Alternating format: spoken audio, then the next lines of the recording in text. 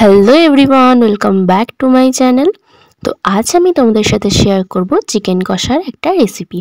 তো তার জন্য ফার্স্টেই আমি একটা কড়াতে তেল গরম করে নেব।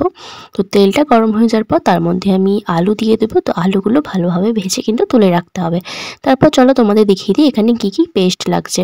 তো ফার্স্টেই আমাদের লাগছে হচ্ছে পেঁয়াজ বাটা, তারপর রসুন বাটা, আর হচ্ছে যে আদা আর গরম মশলাটা একসাথে বাটার।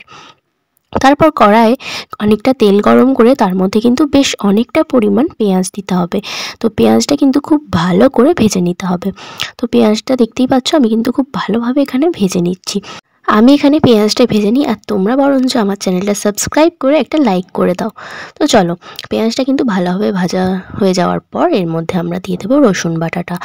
রসুন বাটা দেওয়ার পর কিন্তু আমাদেরকে খুব ভালো করে রসুনটা কষিয়ে নিতে হবে, কারণ যাতে রসুনের কাঁচা গন্ধটা চলে যায়। তো তোমরা দেখতেই পাচ্ছ আমি কিন্তু এখানে খুব ভালো করে রসুনটা কষিয়ে নিচ্ছি। তো তারপর আমরা এর মধ্যে দেবো বেশ কয়েকটা টমেটো।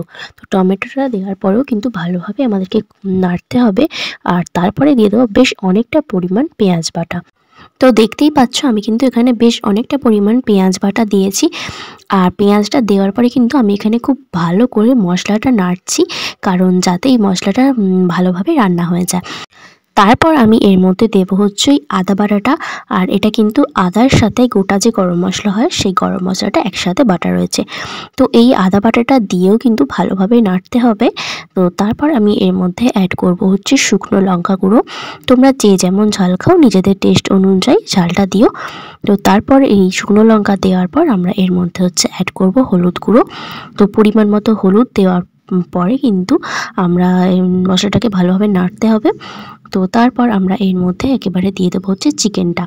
তো চিকেনটা দেখতেই পাচ্ছ এখানে মিনিমাম আমার 2 কেজি মতন চিকেন ছিল। তো চিকেনটা কিন্তু আমি এখানে সবটাই দিয়ে দিলাম।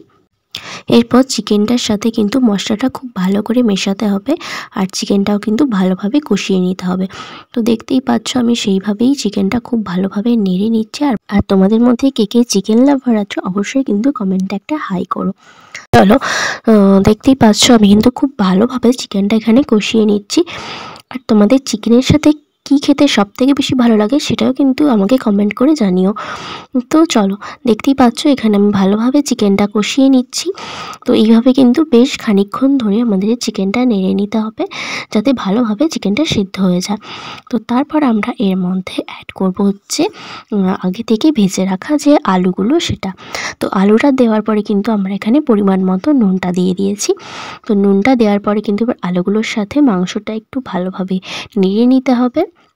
তো তারপর নেড়ে নেওয়ার পর আমরা একটু একটু করে এতে জল অ্যাড করব।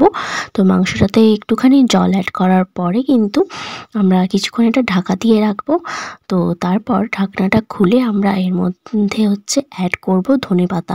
তো দেখতেই পাচ্ছ জলটা এখানে আমি দিয়ে দিয়েছি। তো ধনেপাতাটা ঠিক নামানোর কিছুক্ষণ আগেই আমি এখানে অ্যাড করব। তো আমাদের কিন্তু চিকেন অলমোস্ট রেডি হয়েই গেছে। নামানোর ঠিক কিছুক্ষণ আগে আমি এখানে অ্যাড করছি হচ্ছে দেখো ধনেপাতা। বেশ অনেকটা পরিমাণেই ধনেপাতাটা আমি দিয়েছি। তো চলো, আমাদের চিকেন রেডি। ভিডিওটা ভালো লাগলে অবশ্যই একটা লাইক করে দিও, আর টাটা।